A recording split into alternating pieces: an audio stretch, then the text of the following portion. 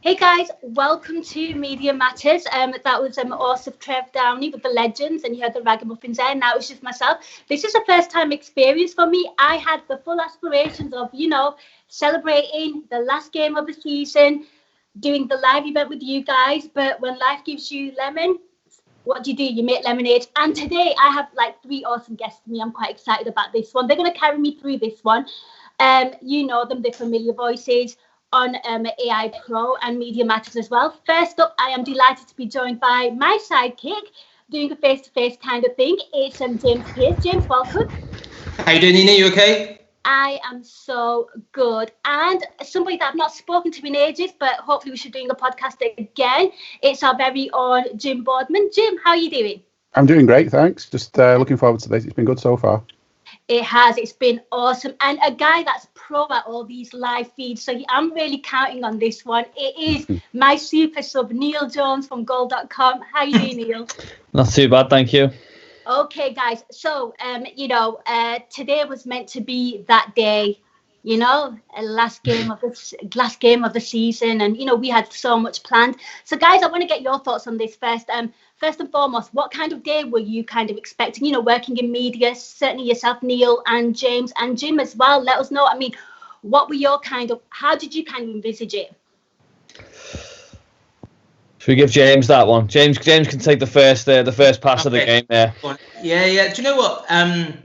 The past few weeks should have been probably the busiest time probably of all of our careers so far, and certainly the most exciting and certainly the biggest party I think this city probably had ever seen, because I think you could have taken what we saw in the aftermath of Madrid and probably times it by two in terms of just the significance of ending that 30-year wait for the title. So do you know what, it's just been really surreal. Even think back to last weekend when you sat there thinking, well, we should be at Anfield this weekend, watching Jordan Henderson lifting that trophy. Of course, this weekend should have been the final game of the season, should have been the parade, probably 1 million people on the streets of Liverpool tomorrow. So, it's, of course, I think the last few months have probably put into perspective for everyone that, there's a lot more important things in life than football. But, when it is your passion, it certainly leaves a big hole in your life when it's taken away. And certainly, in terms of Liverpool, it is devastating, really. There's no getting away from it. The fact that being so close to something so significant that it was taken away, and we're still waiting for it to come back. Yeah, absolutely. I completely echo that. And I think a lot of people kind of had that whole, like for myself included, I was meant to kind of stay over at Liverpool and then do the whole parade thing. I was meant to go with my friends. I was meant to do it with my sister. And to think about it, that I've not seen her now in over 2 months. And this was just something that we just randomly planned. It just felt so casual. I mean, guys, Jim, I'll come to you on this one. In terms of the city as well, I think, James touched on a few things there. The city's, well, a majority of the city, the red half of the city have been waiting for this, for quite a long time, 30 years. And, I can imagine the Echo doing massive spreads on this, and, just the whole city being absolutely buzzing. And, it's kind of quite hard, with everything that's happened, that, from Liverpool inevitably doing the whole parade and everything, and we're sat here now, and there's been a few murmurs in the press about null and void it and cancel the season as well. Just how things are just completely spun around. I mean, your thoughts on that? It has spun around, hasn't it? It felt like we were on this train. It was an unstoppable train, really. We were, even the most superstitious people like myself might not have said we're going to win the league, but yeah, we thought it, especially as we got so close. Europe was the thing we might have worried about, or the FA Cup, or other competitions maybe, but for the league, we just seemed to be focused on it like a train that wouldn't stop. And well, it got derailed slightly. As for the celebrations, when you think about it, they would have started like a couple of months ago, wouldn't they? They'd have been, while we were on the lockdown. That was probably more or less about the time we'd have been ready to start the celebrations, and they wouldn't have really stopped. And I think it would have just culminated this weekend. It would have felt like, I don't know what state we'd have been in now, to be honest. We'd have probably all felt like we had a bit of a virus by now, because we'd have been partying for so long. But yeah, in the city, that is the thing. And as you say, there are some parts of the city, some people in the city who would have been kind of hiding and not feeling too good about it. But I think It would have been like a holiday atmosphere, and it's an atmosphere that totally the opposite to what you see now. If you do venture into the city now, it's so quiet. It's like Sundays used to be years ago when all the shops were shut, but maybe even quieter than that. But it still feels like behind all those closed doors, there's we're all sitting there, aren't we now? We're just waiting for that green light. However it's played, whatever happens, whether it has an asterisk at the end of it or not, it does feel like we're going to win that league one way or another. Absolutely. And you know what? You've kind of you've cued me in quite nicely for the next one. I'll come to Neil on this one. I mean, football's kind of resumed. I think all of us were pretty much fixed on the Bundesliga. I don't know if you guys were kind of like just excited to kind of watch some live football, and I think there was a lot of like negativity about it in terms of, the lack of fans. I watched the Dortmund game, and obviously, as we all know, and I'm sure you guys have been to the stadium as well in Dortmund, that, they're really, really passionate fans. And to see them play that derby game, behind closed doors, I mean, I felt like it was a bit of like, it was quite a comforting thing to watch, knowing that, hey, you can play football behind closed doors. I saw positives in it, given the circumstances. There shouldn't be any fans. I want to get your thoughts as well. I mean, when football resumes, how do you see it going forward? Because I saw comments from like the likes of Troy Deeney, and he makes a valid point about, I don't want to put my family at risk. And, he has genuine concerns. So, I mean, I want to get your thoughts on this. I mean, and Neil, I'll come to you first on this one. Yeah, well, I think the important thing to remember is this is the first 2 days of football in the post-coronavirus world. So you aren't going to get it perfect. It isn't going to be, exactly as it's going to look in 3 weeks' time or 6 weeks' time or 3 months' time, whatever. So I think I agree with you. It was a comforting thing that you could just see it. It was on the TV, and it felt like a proper Saturday again, didn't it, for a couple of hours? And today, Bayern Munich have been on, and you've been able to watch that, and it's just there's been a bit of normality to proceedings. I would say that from an English point of view, obviously they're a little bit behind in that regard, and I think there's still an awful lot of things to do before they can start thinking about even hosting games and putting games on. But I think what they have got, which is a big positive, is they've got the guinea pig, if you like, of the German league. They can see what works. They can see what maybe can be done a little bit differently. I would argue there's definitely from a broadcaster's point of view, I think there's a few things that you can do to make it a better experience for the viewer back home. But there'll be things that they can learn along the way. But you watched Dortmund yesterday. I sort of flicked between. So I watched the first half of the Dortmund game. I watched the last half hour of the Leipzig game. Yeah. And today I watched the first half of the Bayern Munich game. You can still admire good football. Whether there's one person there, 50 people there, or 50,000 people there, you can still admire good play, and you can still enjoy watching a game of football. So I think that provided a comfort. And I think the more that, fingers crossed now, everything goes smoothly in regards to the post-game tests and that kind of thing, and there's no issues coming from there. The more that happens, and the more that it shows people across the world that you can do it if you do this, and this, I think it will provide an even more comfort for the English game. Yeah, absolutely. And James, I'll come to you. I mean, with regards to like Troy Deeney's comments and stuff, I think people kind of forget footballers are human, and these are genuine concerns. And I think he's absolutely valid to make them points. I mean, I'd like to get your thoughts on this as well. I mean, how can we make it more safer so, players feel safer? I mean, I was kind of speaking to my sister about this yesterday, and I thought, these players, they've been in lockdown for so long. Maybe like when they go to like World Cup or a European, when they're off on international duty, or, when they go off on pre-season tours, maybe we kind of keep them, together as a team for quite some time and let them just kind of play their football. So that way they're not potentially putting anyone at risk, and they can kind of keep it all together. And I'm pretty sure their families are sick of them as well. So it's a bit of downtime for them as well. I mean, that's how I would deal with the situation. Yeah, I think, I haven't got a problem with these players speaking out and voicing their concerns, because I think, footballers, sometimes we kind of throw a blanket over footballers, don't we, as if they're, they should all think the same and have the same opinions and all the rest of it, which it's only right that, so many people with so many different personal situations, you hear about players who live with relatives who have got existing health issues, and, that's a very, very genuine concern in terms of, the greater risk of potentially passing it on to them. But I think you know the Premier League. I think certainly with the meetings last week from the people I've spoken to, that came away certainly a lot more reassured. You know, it certainly wasn't a case of the Premier League saying this is exactly how it's going to be done. You have to fall in line. It was very much this is the protocol we're beginning to put in place.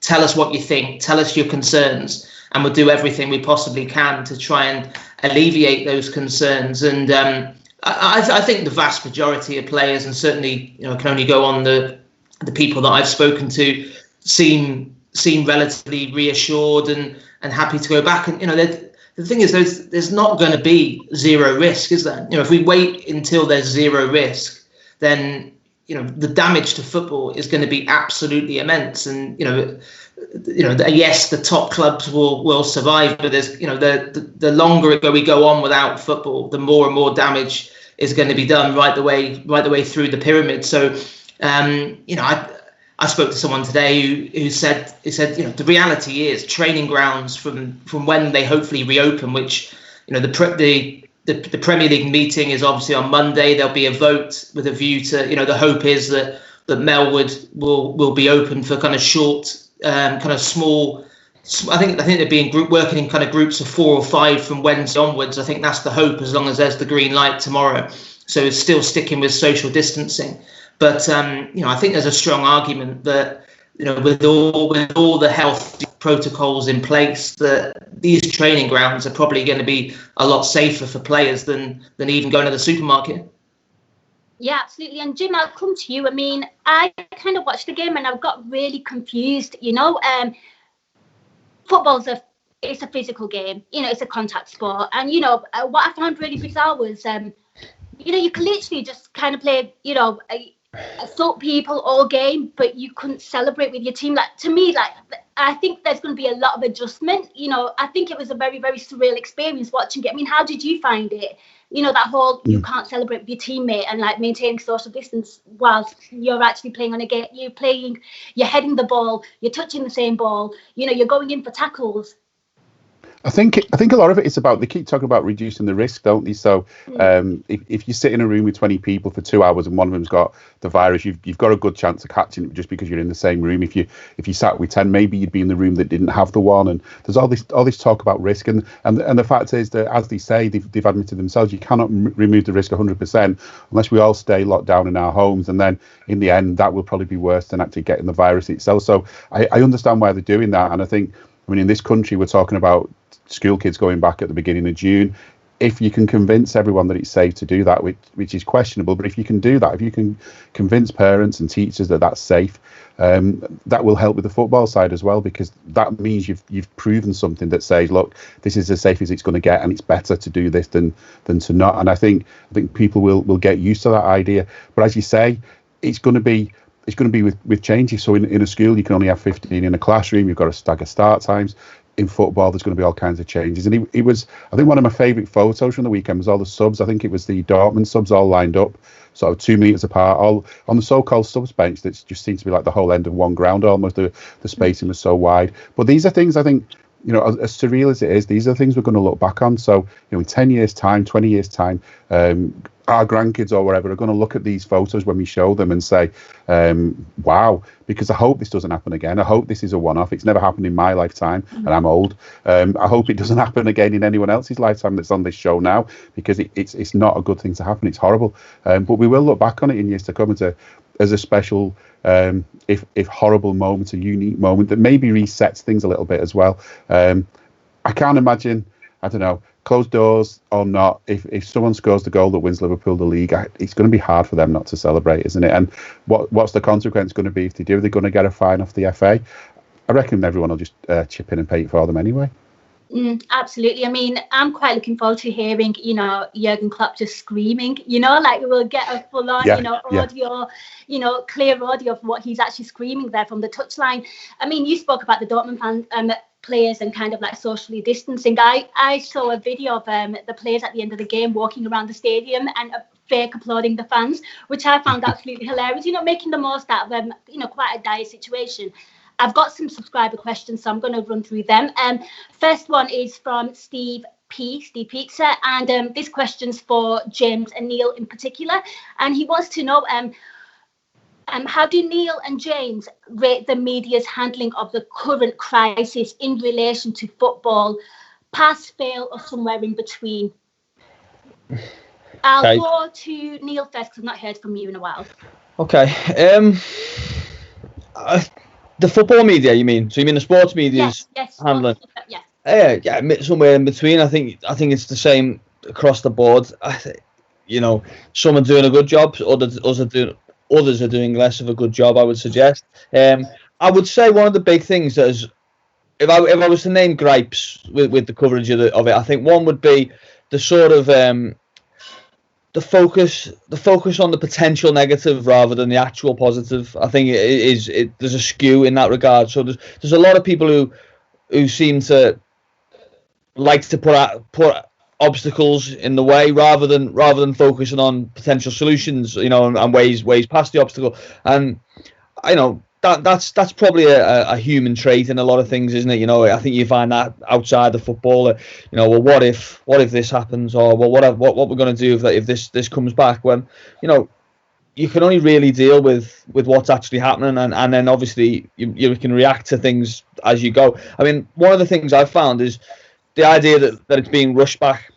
The idea that football is being rushed back. People say, why have you got to rush it back? Why have you got to rush it back? They don't realise that we're going to be talking. This is 3 weeks away.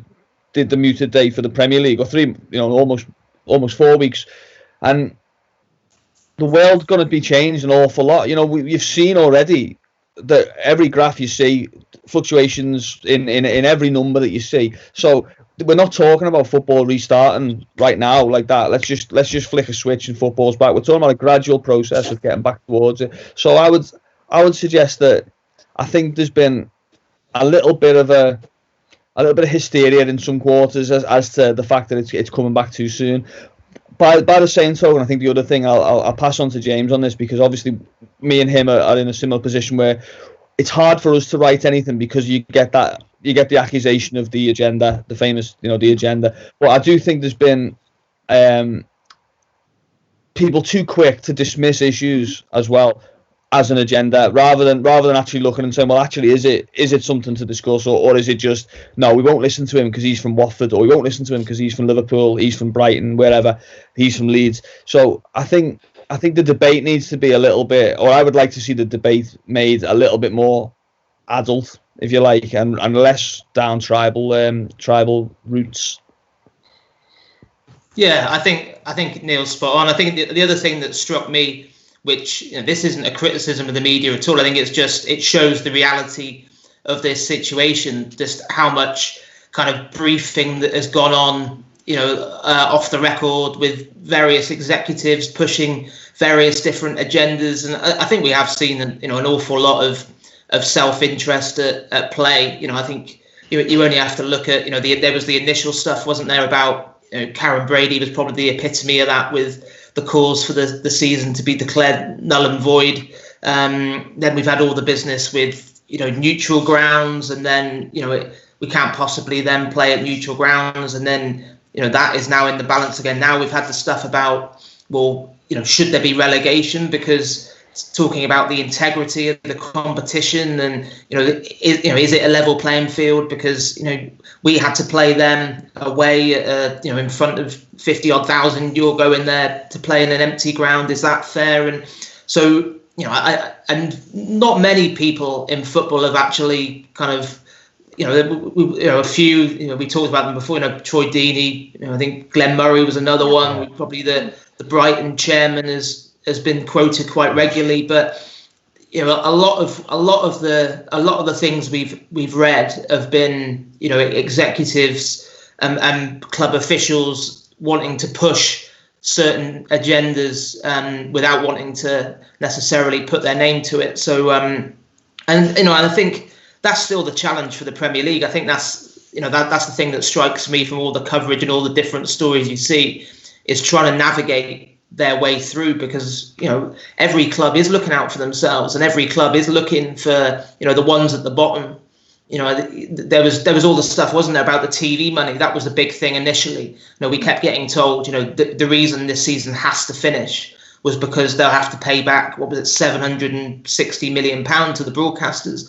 And then we subsequently found out, well, they're going to have to pay back a significant chunk of that anyway, because the broadcasters aren't getting the product that they were promised in the contract. So, there's all that kind of thing to work through. And then for some teams down the bottom, well, they're thinking, well, the TV money, although it sounds massive, it's not actually as big to them as relegation, which could cost, you're talking hundreds of millions of pounds if you get relegated. So, I think that's the thing it's been relatively difficult, I think, because there's been a vacuum, because there hasn't been, we get the on the record 3-4 paragraph statement from the Premier League after every meeting, but inevitably that tends to be quite bland. I think it's always in the hours that follow that you get the details emerge. But of course, it's there's a lot of people pushing their own ideas on this. Absolutely. And sticking with you, James, I've got another question here for you.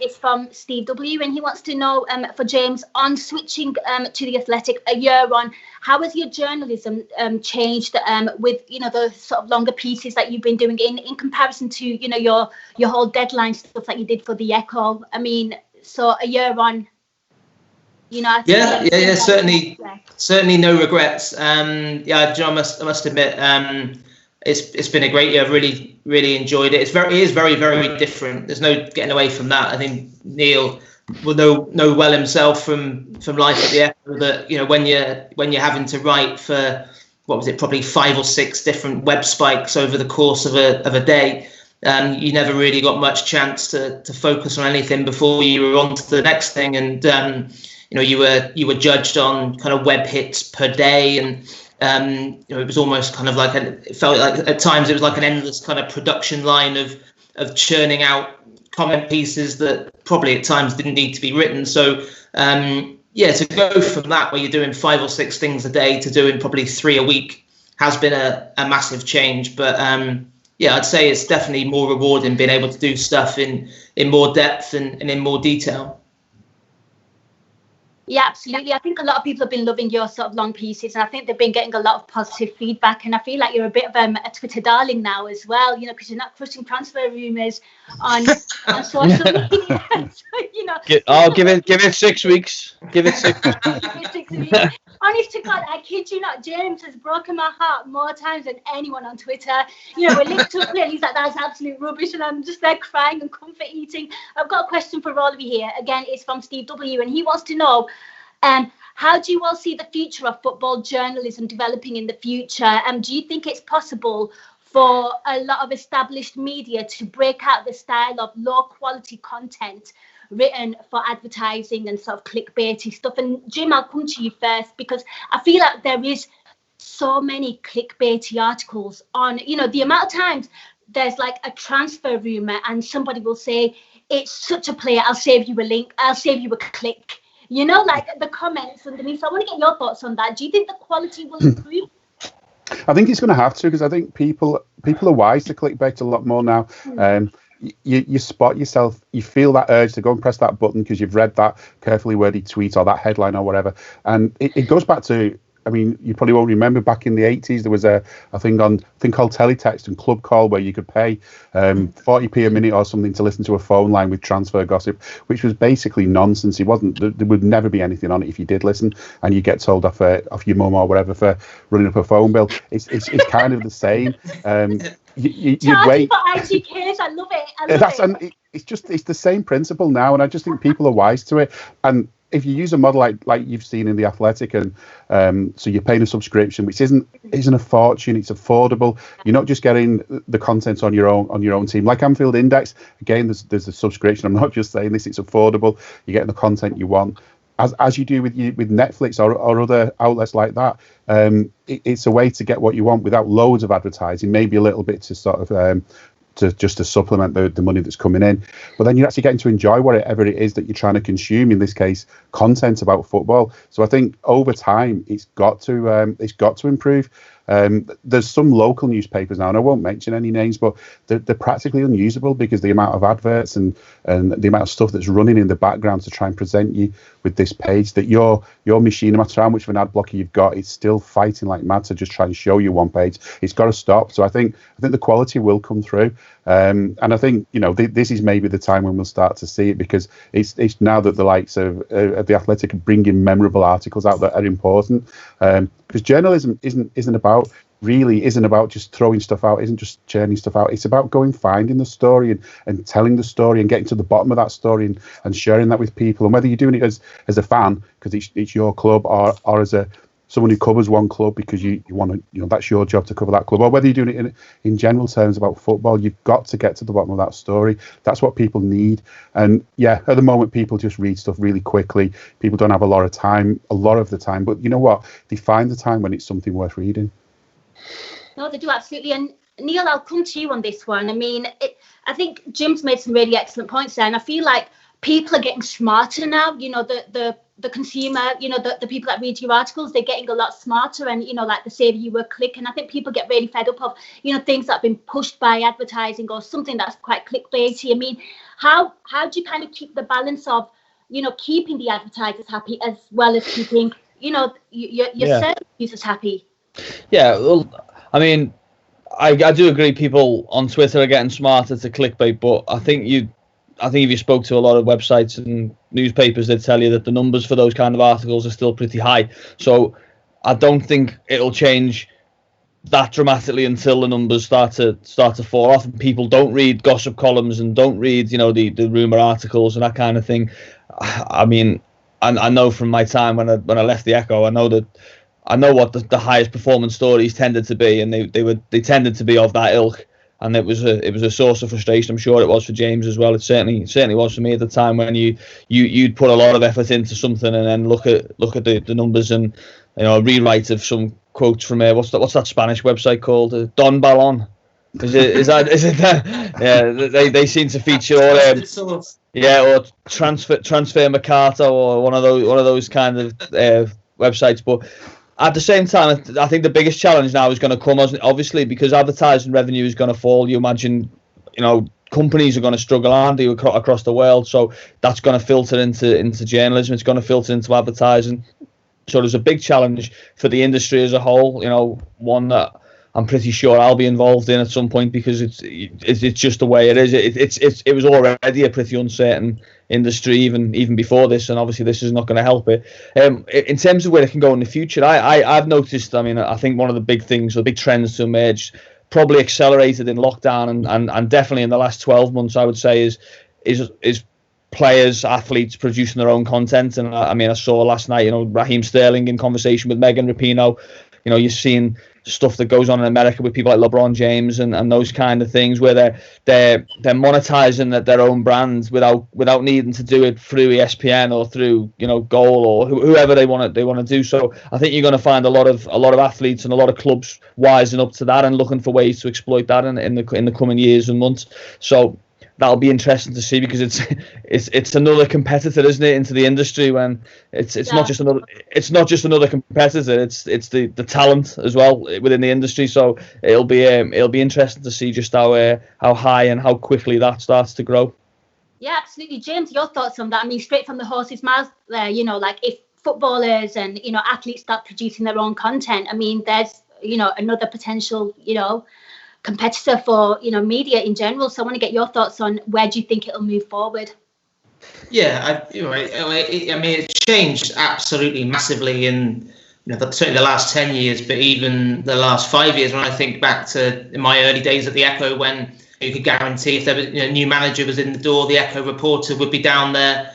The day that the new manager started, if a new signing was made, you'd be there to have that chat. That went by the wayside quite a long time ago. You had the advent of club media, especially in terms of the club's own website and TV channel, and so it's become access in general has become a lot more difficult. And as Neil said, where before maybe a player would look upon the mainstream media as like pretty much the only way really of getting his message across to the fans if he wanted to say something.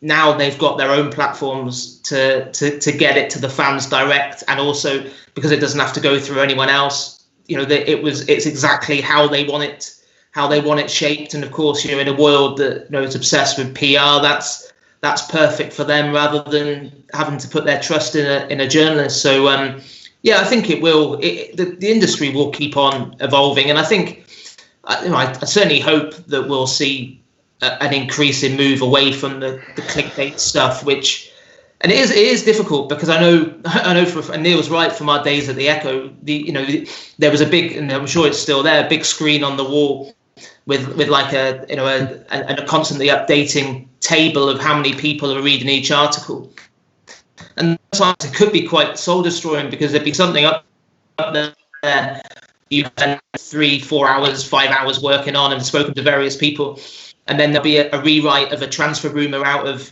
the Daily Star, or God knows where, of shock Messi news rocks Anfield or whatever, and there's 12 times more people reading that than are reading something that you were quite proud of. So and when the business model is dictated by clicks and advertising revenues, there's a balance there to be struck. But I think Neil's produced some fantastic stuff during the lockdown, in terms of, it shows that you don't, there's, I think there is still big demand for proper journalism, and it's just, I think, being brave enough to say, I don't want to do that kind of thing. I don't want to do the pointless comment pieces which involve 1,500, 2,000 words that don't actually say anything, but just have a misleading webhead on them that draws people in, or clickbaity transfer rumours about players that deep down there's absolutely zero chance Liverpool are going to ever be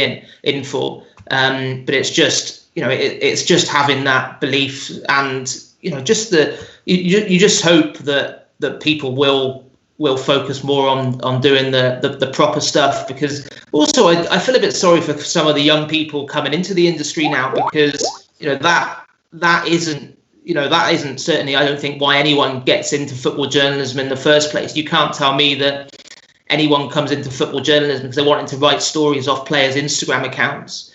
It's just it's an absolute nonsense stuff like that. So hopefully if people stop clicking on it, then it will stop.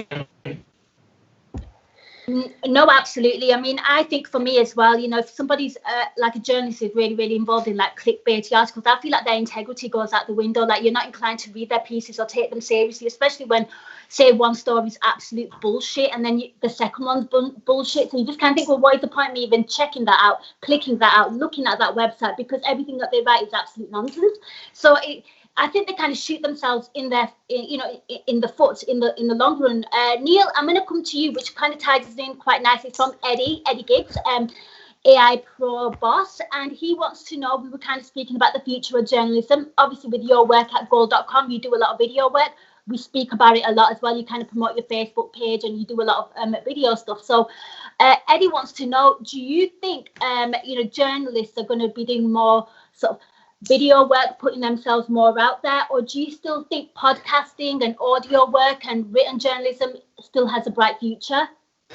Yeah, I think there's a space for all of it. Yeah, I mean, what I'd say is, James mentioned the last 10 years and the changes. I think the biggest change for me, and I'm sure for James as well, knowing him and having worked with him closely, is the amount of sort of different skills you've had to learn, in the sense of, the first game I did, so I'll give you an example. The first Liverpool game I covered for the Echo, it was a Saturday evening game, 5:30 at Newcastle. I had until 10 o'clock on the Sunday to write my piece for the Monday's paper. So you can sort of sit and you can think about it. Within sort of a year of that, you've got to do one for immediately. Then you've got to sort of do a more considered piece. Then within 6 months of that, you've got to do an on the whistle video verdict. Then after a couple of months of that, you've got to do one at half time. You've got to become almost polished as a TV presenter. You've got to have that sort of nature about you. Then you've got to host podcasts. You've got to learn how to sort of change your voice for audio rather than video, which I'm sure you'll know about. Obviously, the different styles of presenting in that sense.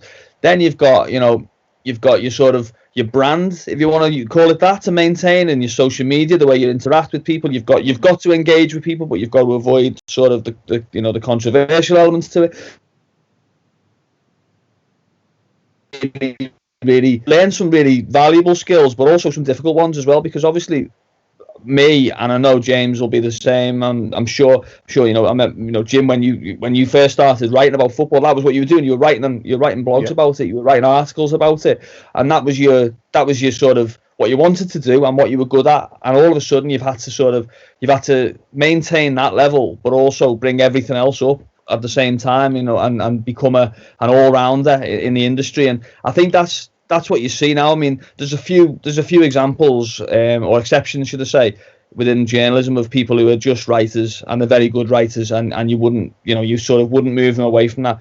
But you see it now. I mean, how many people Twitter feeds, experienced journalists who've been doing it for years, and they've got to learn these tricks. They've got to learn how to do these selfie videos at games. They've got to, be the ones doing the web chats at the end of games. James, you do one after every Liverpool game, pretty much, don't you? Sort of a Q&A where you're sort of, you're like that quick fire. You're finding answers. You're not just waiting and thinking about your piece. So it really is a challenge, and I do think from a video perspective, I mean, I've done a fair bit in the last 12 months with Goal, where they've been sort of documentary style, and that's a big trend at the moment, isn't it, in sports journalism, the big documentary. And I'm sure we're all watching Michael Jordan at the moment. I'm sure we've all watched Barcelona and Leeds and all those other clubs that have done the fly on the wall. I think there's a big trend towards that, and I can see it increasing, but to be honest, I can see everything else increasing along with it. So I think it's sort of, the balance will always be there between written, between audio, and between video. You've just got to get better at all three disciplines.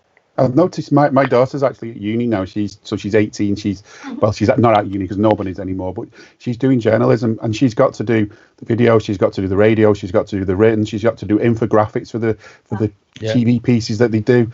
She's got to edit it. She's got to do all of these things. Now, obviously, that's good because they're going to teach you everything, including shorthand still for some reason. They teach you all the skills, so you've got them. And later on, I suppose, you're going to cut some of those out. But the truth is now that people do need them. And even when you watch the traditional TV news, like the local news, Granada reports, wherever you've got where you live, there would have been a time when there would have been the man in front of the camera or the woman in front of the camera. There would have been a cameraman, the sound man. A lot of the time now, it's just the person that you see in front of the screen is the person that's doing all of that, and then going back to the base later on and editing it all into a package that goes out at 6:30 that night. So you've got to be able to do all of those things now, which I suppose is good for the younger generation coming through, because they are being taught all of those skills, and they've got to embrace them all. They can't sort of sit there and think, I don't really want to do this. I'd rather just be a writer, because I don't think you're necessarily going to get a job throughout your career where you can say, I just want to be a writer. No, you're absolutely spot on, Jim. It was exactly the same for me at uni as well. Go out there, film your little news piece, bring it back, edit it, everything, literally everything. And yeah, I'm not surprised at all that it is still pretty much the same. I'm still surprised that they make you do shorthand though, because even then it felt like a bit of a redundant skill. You thought, I can use my camera phone, I could do anything. I don't really, but obviously they're still teaching. I'm guessing it's T-line shorthand. I'm not sure, to be honest. I think it is T-line. She said, I think it's the NCTJ or something like that. To get the accreditation, they still want it. So there'll be some sort of elderly people, like the FA equivalents down in London somewhere, deciding that you still need that. They don't venture out much, probably. Madness, absolute madness. And Jim, I actually do have a question for you. It's from Eddie, and he goes, Jim's obviously worked on both scales, mainstream media and, of course, fan media here with us. You do a lot of work with us, which is absolutely awesome. And he wants to know, what do you think, Jim, in terms of what the club could do to kind of get both on board? We see a lot of mainstream media. What could the club do to get more fan media involved and kind of keep a happy balance? I mean, do you think they do good enough, in your personal opinion, the club? They try to. I mean, I get emails off the club, so I get to Anfield Road, to that website. But they tend to be PR emails, trying to tell me that some players have done a great thing at a local school, and then they tell you that you can use this video, but you mustn't actually use this video. You must only embed the YouTube clips, and then so straight away you start feeling it's kind of like this sort of equivalent of like, you're not quite allowed to have this. You can only borrow it, because I can't see them saying that to the Daily Mirror, for instance, like, you must not take this video yourself, that we've sent you on WeTransfer and put it into your own viewing thing. You've just got to embed the YouTube. But I think as fan media, we're kind of the, if you like, we're an extension of their PR department. We're as fan media, your main thing is the club. So when Hicks and Gillette were Liverpool's owners, the last thing they wanted was to let fan media have anything to say, because obviously there'd be nothing good to say. And there's probably been times under FSG when they would agree the same, like the thing over the ticket prices, the thing over furloughing recently. The last thing they want then at that moment in time is fan media. But on the other hand, I don't know. I think if you're a genuine owner of a club, and FSG seem to be, you want to do the right thing by the fans. You want the club to last. You want the players to be good, and you want the fans to be happy. And any money they make should sort of almost come as a result of all those other things. Get those other things right. So getting fan media on board, I think, yeah, they could do more. I think on the TV channel, why not show some content made by fan media? Why not have Redmen TV, for instance, doing, one of the shows they've done, adapt one of those and get that on LFC TV. They could do. They could definitely get Anfield Index on. They could start doing podcasts, promoting podcasts. Helping spread the word of Liverpool. Because at the end of the day, the mainstream media don't support Liverpool, even though there are Liverpool fans working for the mainstream media. They're not bothered about Liverpool's image. If you get fan media on board, you get more of a voice that's basically backing that club, and all of the clubs could try this. And I would imagine some are already thinking of that, because there are some quite forward-thinking clubs. But I'm not knocking the club. The media's come on such a long way since Liverpool were the last club to get even a website. So it's not doing too bad compared to how it used to be. No, it's not. And Jim, I'm going to stick with you, because I've had these two on my show in the past whilst we've been in a sort of lockdown, and I kind of had a little curveball for them. Well, a little question in terms of which Liverpool player would they like to be in quarantine with. So I'm going to run some stuff by you. James wants to be in quarantine with Joe Gomez because he's a lovely person. Neil wants to be in with Gini Wijnaldum because he'll take great pictures, right? And you'll pick up fitness inspiration. Definitely. I would get in with James Milner because he would do all the awful, boring tasks around the house. Here is a visual representation of my life right now. This is my mic. He would fix that for me. My life is an absolute mess right now at home. So, Jim, which Liverpool player would you be in quarantine with, and why? I think off the top of my head, I think Andy Robertson, for his energy. I think he's funny. He makes me laugh so much on those videos that he's done. Whether we'd need to sort of do some Zoom calls with Trent to get the proper banter going, I don't know. But he is funny. The energy of him, like you're saying, James Miller, get all the boring little sort of tedious jobs done out the way. You know what? I'm not bad at doing them if I really have to. I can put up with them. But some of the more energetic stuff, I know he'd mow the lawn for us, wouldn't he? He'd do all that kind of stuff. So yeah, he's funny. He's energetic, and I think he'd be good to have as a house guest. Nice. Okay, then. So we've got some good quarantine football buddies there. Okay, I've got a question here from Eddie. It's for all three of you, and I would like James to answer this one first. With the 3 p.m. UK blackout rule removed as a result of the pandemic, would you like to see this continued going forward after the crisis, with regards to Premier League football when next season resumes? So, James, I'll come to you first on this one. Yeah, personally, I would. Yeah, it's always struck me as a bit of a strange, outdated one. I know why it was put there and why it's been there for so long, in terms of trying to not put people off actually going to matches. But no, I just think I don't think it would have any impact really on attendances, and how many people really, if Liverpool are playing at Saturday 3:00, are there really that many people that if they can't watch it on TV, they end up going somewhere, going to another ground and supporting a lower division team? I'm not sure that really happens much. I think we all know that even though there's been this clampdown in terms of on pubs in the city centre showing games on foreign streams at 3:00 on a Saturday, you could, if you're on a laptop, you can still find a way to watch a game at 3:00 on a Saturday. And I just think as well, the clubs are missing a trick there in terms of that. Those are games that should be televised, and there's the opportunity there to sell those games as another package of TV games. So I've never really understood, more and more in recent years, especially when you speak to people in the States and you hear about the way that it's set up over there, that they can watch any game they want at 3:00 on a Saturday. It seems wrong to me that fans in this country don't have that same luxury. Absolutely. And Neil, I'll come to you on this as well. I think James has just hit the nail on the head. The amount of times we've all been guilty of it. The 3:00 kickoff, if you're not at the game, it has been not a very good stream, let's be honest. And I think we've all been there. I want to get your thoughts on that as well. I think it'd just be so much more beneficial if it was legally kind of broadcasted and people weren't kind of going off. Yeah, I think you're right. I mean, we can't pretend that people adhere to the 3 p.m. blackout, can we? They find ways around. I mean, I'm probably one of the weirdos, to be honest with you. I just don't watch games on stream. I just can't do it. I just don't enjoy it. I'd rather listen to it on the radio or just not watch it. Follow it on Twitter if needs be. But I mean, most people would go to the pub and find it. And we've all seen.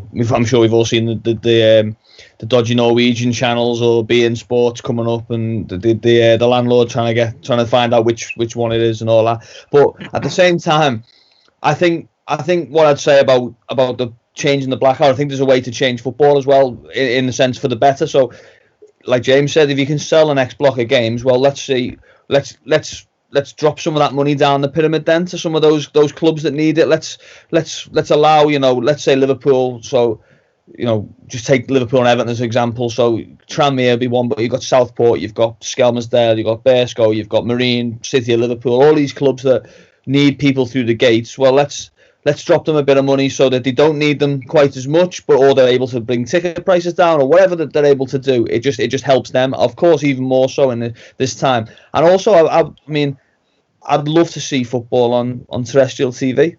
And free to air and advertising it and showing. All right, you're not going to get Liverpool v Man City on BBC, but you might get Aston Villa against I don't know.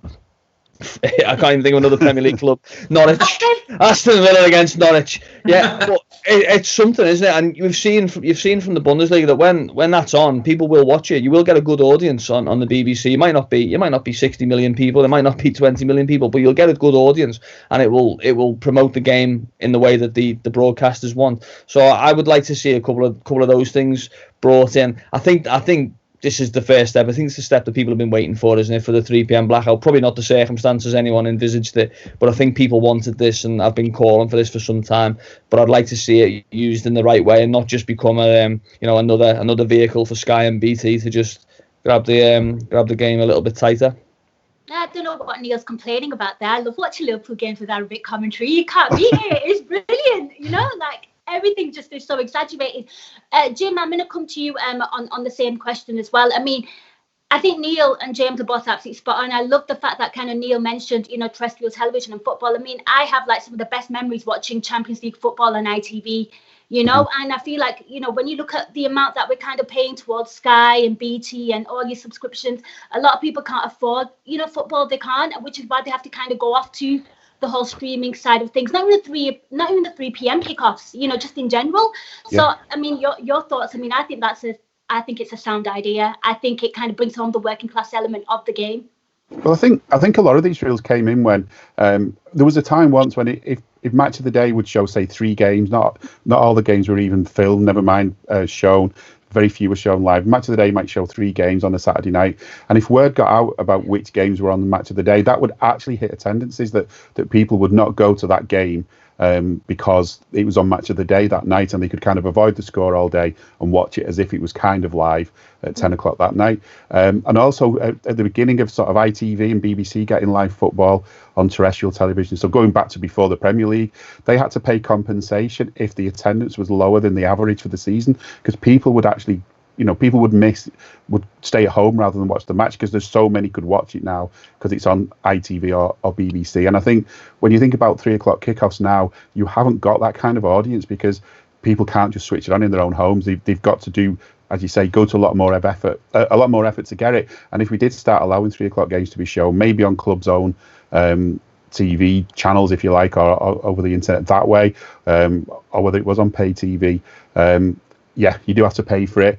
And as you say, I think that's a brilliant idea from Neil, that let's filter some of that money down. Let's work out what do the clubs really think it's going to hit their attendances by. The best way to maybe measure that is to actually, when you get it in, make an estimate up front. But when it's actually happening, let's see if the attendances do go down.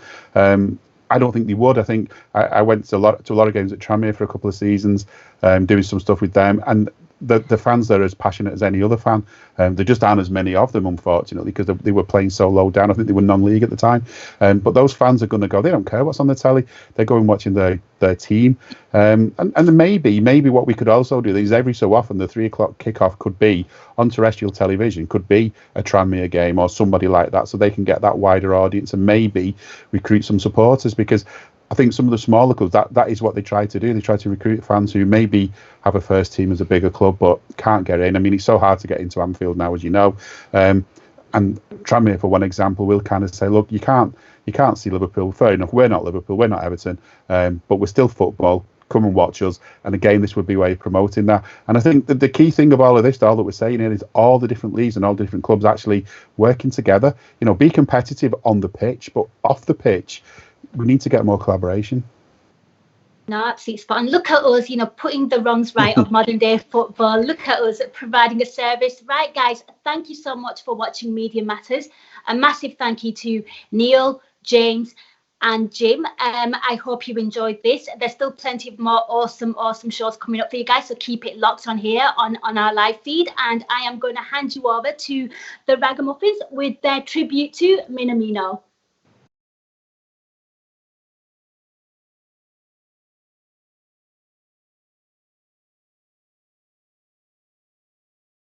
1, 2, 3, hey!